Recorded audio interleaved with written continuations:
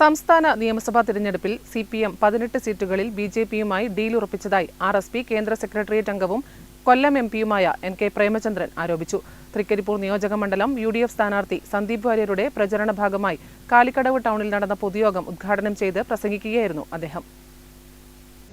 CPM BJP ബാന്ധവത്തിലും കേരളത്തിന്റെ ജനഹിതം അട്ടിമറിക്കാനാവില്ലെന്നും മറിച്ച് പ്രതിപക്ഷ നേതാവ് VD സതീശൻ പറഞ്ഞ വിസ്മയങ്ങൾ എന്താണെന്ന് തിരഞ്ഞെടുപ്പ് കഴിയുമ്പോൾ കണ്ടറിയാമെന്നും NK പ്രേമചന്ദ്രൻ പറഞ്ഞു. ഭാരതീയ ജനതാ പാർട്ടിയുമായി ഞാൻ ആധികാരികമായി പറയുന്നു 18 സീറ്റുകളിൽ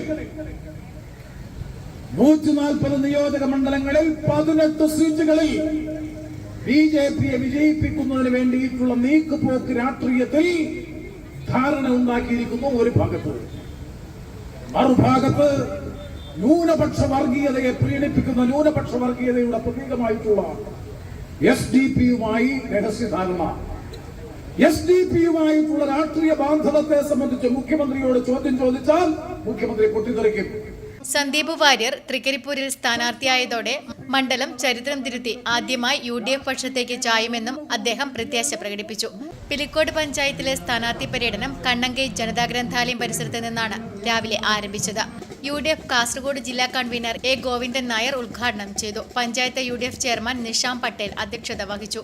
UDF സ്ഥാനാർത്ഥി സന്ദീപ് വാര്യർ, നിയോജക മണ്ഡലം chairman AGC Basheer, general convener advocate KK Rajendran, Kerala Congress സംസ്ഥാന vice chairman MP Joseph, RSP ജില്ലാ secretary Harish P. Nambiar, UDF ജില്ലാ ഏകോപന സമിതി അംഗം K. Sreedharan master, panchayat UDF convener AV Kunhikrishnan, DCC general secretary KP Prakashan, block Congress president Madiyan Unnikrishnan, മണ്ഡലം Congress president MP Manoharan, N. Appu എന്നിവർ പ്രസംഗിച്ചു.